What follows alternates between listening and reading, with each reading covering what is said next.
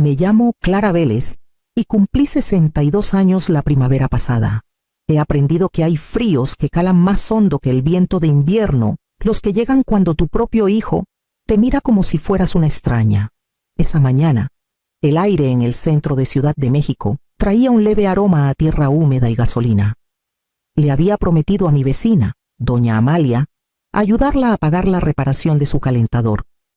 Ella tiene 81 años y sus manos tiemblan demasiado para escribir un cheque. Así que le dije que yo llevaría el dinero en efectivo, unos 1,500 pesos.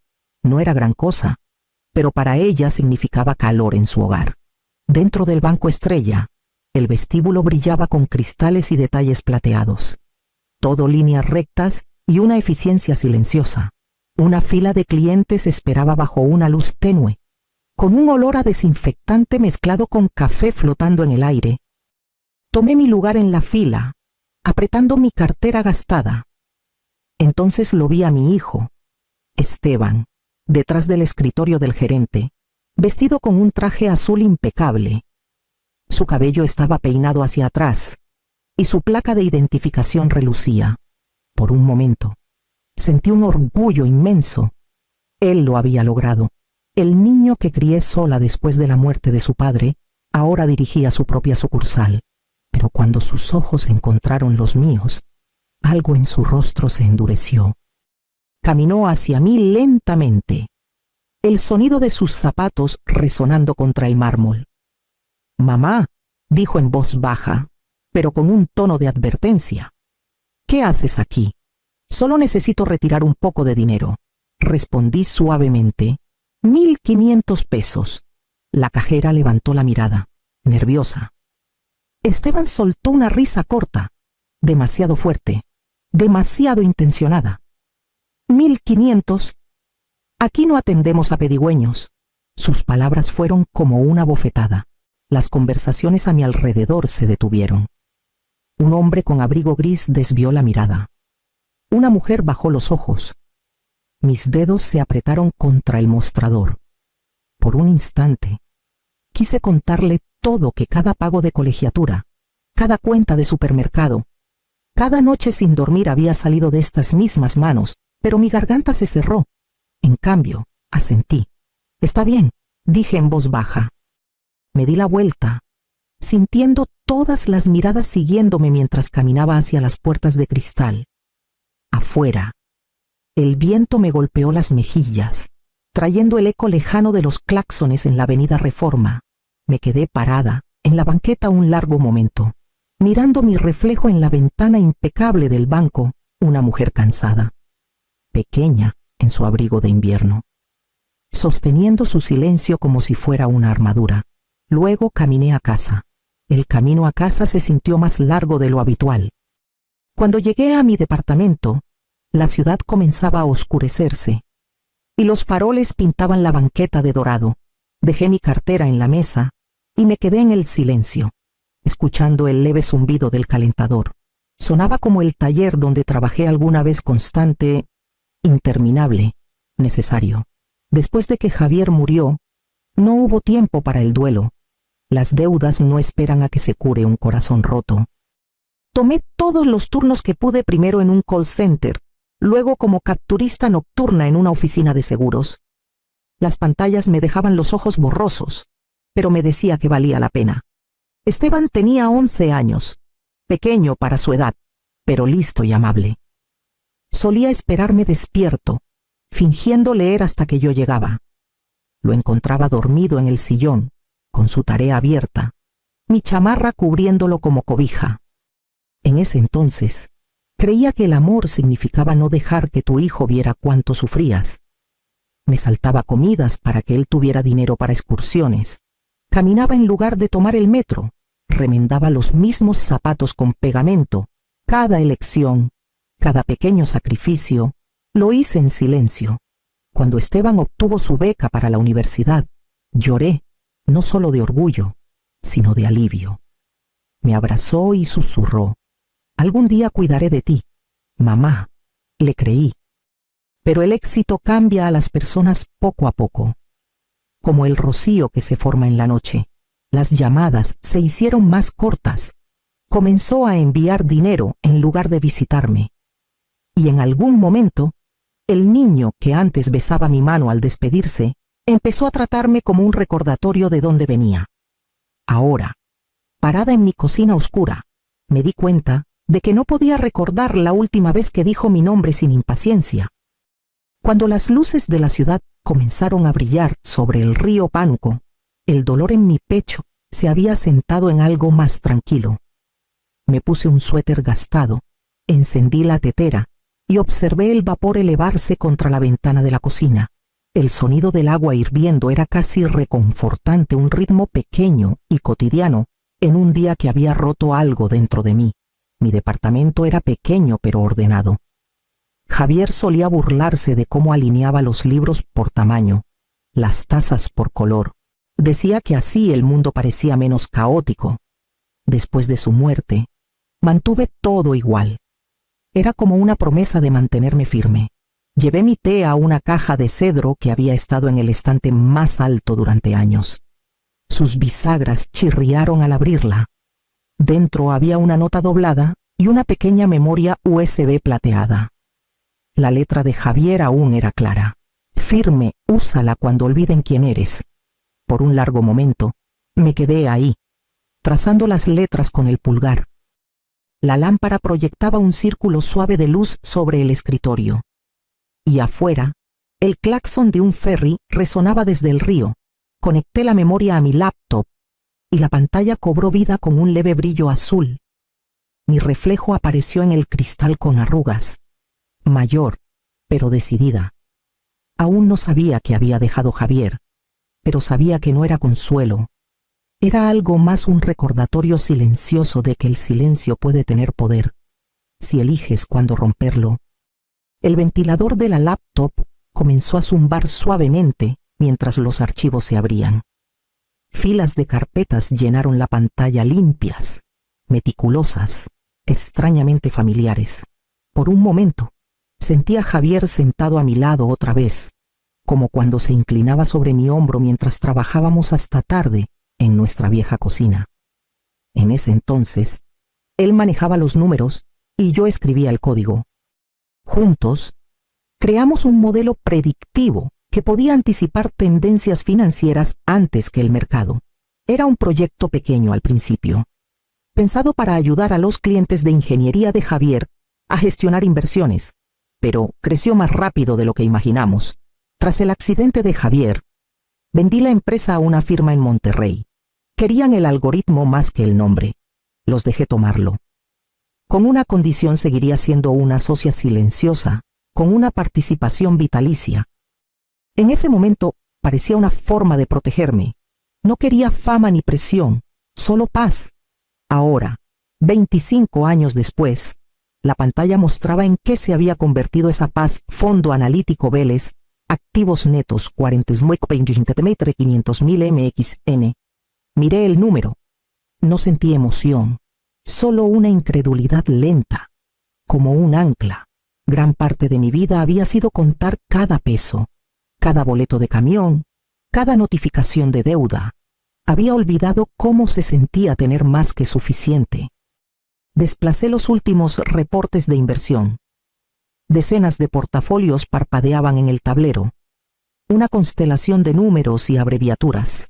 Mi entrenamiento regresó instintivamente, la calma de quien alguna vez encontró seguridad en los datos. Y entonces lo vi. Grupo Financiero Estrella. Estaba listado entre las adquisiciones más recientes del fondo, una gran corporación que había absorbido varios bancos medianos en los últimos 2 años. Hice clic para ver los detalles.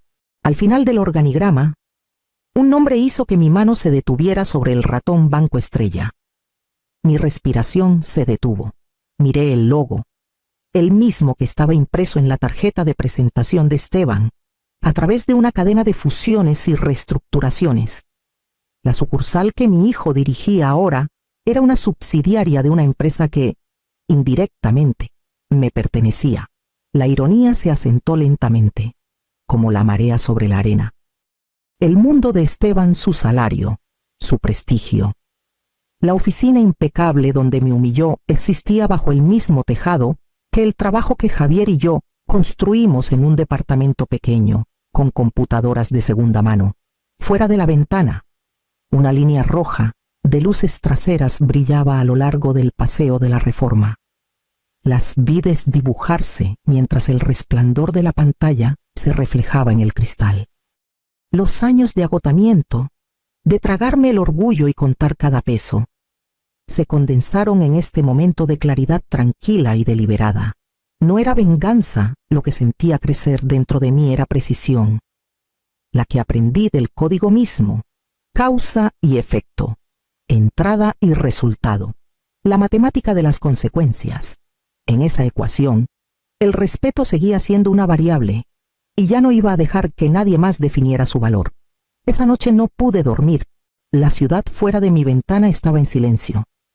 De ese tipo que hace que cada pensamiento suene más fuerte, me senté en la mesa de la cocina con una lámpara encendida tenuemente, la pantalla aún abierta, el número 42.000 millones brillando en la oscuridad como una acusación. Volví a tomar la caja de cedro. Bajo la memoria USB estaba la carta de Javier, el papel suave por años de desdoblarlo. Su letra siempre fue paciente. Deliberada, cada trazo de tinta reflejaba al hombre que era. La leí de nuevo, lentamente, dejando que las palabras atravesaran el ruido en mi cabeza. La fuerza no es venganza, es recordar quién eres.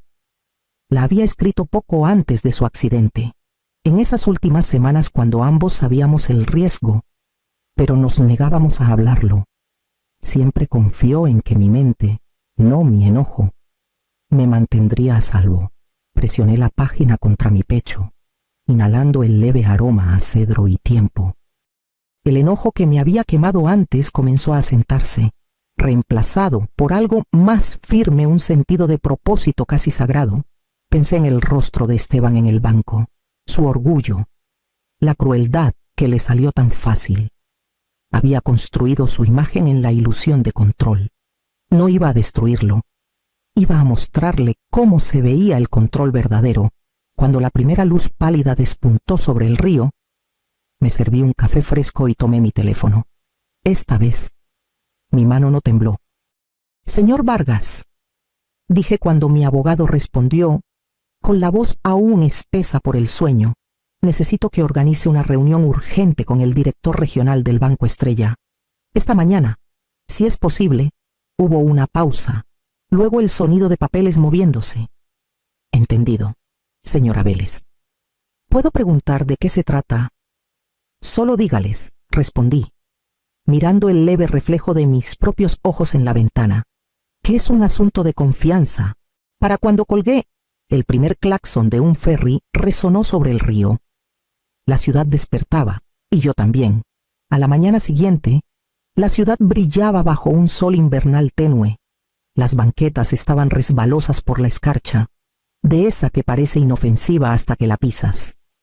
Tomé el metro hasta Polanco, vestida con sencillez, un abrigo azul marino, guantes negros y una bufanda de lana que Javier compró alguna vez en Guanajuato. No había armadura más efectiva que la compostura. La fachada de cristal del Banco Estrella reflejaba el cielo pálido. Dentro, el mismo suelo de mármol se extendía bajo las mismas luces pulidas, pero el aire se sentía diferente esta vez. Cerca de la entrada estaba un hombre con un abrigo gris y una corbata impecable, escaneando la sala como si esperara a alguien importante. «Señora Vélez», dijo, acercándose rápidamente cuando me vio. Su apretón de manos fue cortés, pero nervioso. «Mauricio Salazar, director regional de Grupo Financiero Estrella. Es un honor conocerla. Gracias por organizar esto tan rápido», dije. Me llevó hacia la sala de conferencias, un espacio de paredes de cristal, acero inoxidable y un leve aroma a café. A través de los paneles transparentes, vi a Esteban cerca de su oficina, dando instrucciones a una cajera. Sus gestos eran seguros, pero cuando se giró y me vio caminando junto a Salazar, el color se le fue del rostro. «Señora, mamá», balbuceó, atrapado entre la confusión y la incredulidad. «Buenos días, señor Vélez». dije con calma. Estoy aquí en nombre de Código 7. Salazar señaló la mesa. Sentémonos. ¿Les parece? Esteban nos siguió de mala gana. El silencio entre nosotros tan denso como el cristal. Dos asociados senior se unieron, con sus laptops ya abiertas. Salazar ajustó su corbata y comenzó: señora Vélez, agradecemos su visita. Entiendo que quería discutir las inversiones de su firma. Abrí la carpeta delgada que había traído y puse un solo documento sobre la mesa. No tomará mucho tiempo, dije.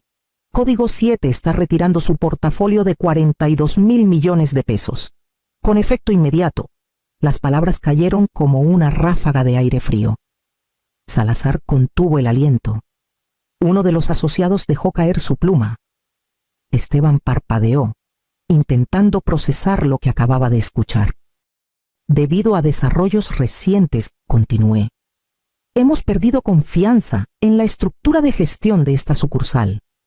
Nuestros activos serán transferidos a una institución más estable, fuera del cristal. El murmullo del vestíbulo cambió. Los teléfonos comenzaron a sonar, uno por uno. Los monitores en la pared se congelaron. Las transacciones se detuvieron a medio actualizar. La voz de Esteban se quebró al girarse hacia mí. No puedes, mamá, por favor. No sabes lo que esto hará. Me destruirá. Lo miré por un largo momento. Su rostro estaba pálido, su compostura deshaciéndose frente a subordinados que alguna vez siguieron cada una de sus órdenes. Nunca se trató de dinero. Esteban, dije en voz baja, se trató de respeto. Cuando me levanté, los demás me siguieron instintivamente, inseguros de si debían hablar. Salazar ya estaba al teléfono, dando órdenes en voz baja. Pasé junto a Esteban sin mirarlo de nuevo. Cuando las puertas de cristal se abrieron, el aire frío de la calle entró de golpe. Detrás de mí, el latido del banco, sus teclados. Su movimiento constante se había detenido por completo. 3 días después, el teléfono comenzó a sonar de nuevo. Primero fue la esposa de Esteban, luego mi hermana, luego un primo del que no había sabido en años. Cada llamada traía el mismo temblor, indignación disfrazada de preocupación. El sábado por la noche, llegaron juntos a mi departamento, sin invitación, pero decididos. Había preparado té y puesto la mesa por costumbre, aunque ya sabía que esto no sería una visita familiar. Esteban estaba cerca de la puerta, sin corbata, con el rostro demacrado y sin color. Su esposa aferraba su abrigo como si quisiera irse, pero no pudiera. Mi hermana, Teresa, tomó la palabra, su voz afilada con una indignación ensayada. Clara, lo que hiciste es imperdonable, dijo. Humillaste a tu propio hijo, lo ha perdido todo. ¿Cómo pudiste? Dejé que las palabras pasaran por mí como el viento por una ventana abierta. La loza tintineó suavemente mientras servía el té. ¿Alguien quiere leche? Nadie respondió. Las manos de Esteban temblaban en el respaldo de una silla. Mamá, comenzó. Cometí un error, pero no tenías que arruinarme. Tomé una carpeta pequeña que había estado esperando en la mesa. Sus bordes estaban desgastados por años de moverla, abrirla, olvidarla. La deslicé hacia Teresa. Dentro había recibos de préstamos antiguos, notas escritas a mano, firmadas y fechadas, dinero prestado a la familia, nunca devuelto. ¿Recuerdas esto? Pregunté en voz baja. La colegiatura de tu hija, el enganche para tu segunda casa, la ayudita temporal que todos prometieron devolver. El rostro de Teresa se endureció. Eso es diferente. Las familias se ayudan. Sí, dije, sosteniendo su mirada. Lo hacen, pero la ayuda no debe convertirse en obligación. El silencio que siguió fue más limpio que cualquier disculpa. Recogí los papeles, los doblé una vez y los puse de nuevo en la carpeta. La familia no se construye sobre la culpa, dije con voz firme. Se construye sobre el respeto, y creo que todos hemos olvidado lo que eso significa. Esteban me miró entonces. Realmente me miró sin arrogancia, sin desafío, solo agotamiento. Me levanté, Caminé hacia la puerta y la abrí. Deberían irse a casa ahora, dije. Uno por uno. Salieron. Cuando el cerrojo hizo clic, el departamento volvió a quedar en silencio. El aire se sentía diferente, más ligero, como el momento después de soltar un aliento contenido por demasiado tiempo. La primavera llegó tarde ese año, pero cuando lo hizo, Ciudad de México se suavizó. El río se descongeló. El aire se llenó del olor a tierra húmeda y jazmines. Y la ciudad, que alguna vez sentí como una jaula, comenzó a parecer una mano abierta. Me senté en una banca de madera en el patio de la nueva biblioteca pública, el lugar que ahora llamaban Jardín de Lectura Amalia y Javier Vélez. Había tomado meses de planeación, permisos y donaciones. La mayoría pensaba que el nombre honraba a dos desconocidos, pero era mi manera silenciosa de darle un hogar permanente a la bondad y a la memoria. Niños correteaban entre los arbustos de lavanda, sus risas subiendo como el viento entre hojas nuevas. Una niña con trenzas estaba sentada con las piernas cruzadas cerca de la fuente, leyendo en voz alta a su hermano. Su voz era pequeña pero segura, como si la historia le perteneciera. Observé sus labios moverse y, por un momento, me vi a mí misma ahí, la mujer que alguna vez susurró cuentos antes de dormir a un niño que ya no escucha. A mi lado, una bibliotecaria se arrodilló para regar los plantones. «Es hermoso», dijo, sonriendo. «Le diste a esta ciudad algo que crecerá por generaciones». Le devolví la sonrisa, aunque la mía llevaba una comprensión distinta. «No es lo que di», dije suavemente. «Es lo que finalmente dejé de dar». La brisa atrapó el aroma de la lavanda y lo llevó por el jardín. Pensé en Javier, en doña Amalia, en los largos años en que confundí el silencio con debilidad y el sacrificio con amor. Pensé en Esteban, en algún lugar intentando reconstruirse, tal vez empezando a entender. El retiro más importante que hice nunca fue dinero, fui yo misma, por tanto tiempo. Creí que el amor significaba resistencia, que seguir dando era prueba de bondad, pero el amor, aprendí, también necesita muros límites lo bastante fuertes para proteger lo que es sagrado. La risa de un niño resonó de nuevo. Cerré los ojos y dejé que el calor del sol se asentara en mi piel. La paz no se sentía como victoria, se sentía como verdad. Y en ese jardín tranquilo, rodeada de historias y lavanda, me di cuenta de que a veces la única manera de salvar lo que queda de tu corazón es dejar de dárselo a quienes nunca aprendieron a sostenerlo.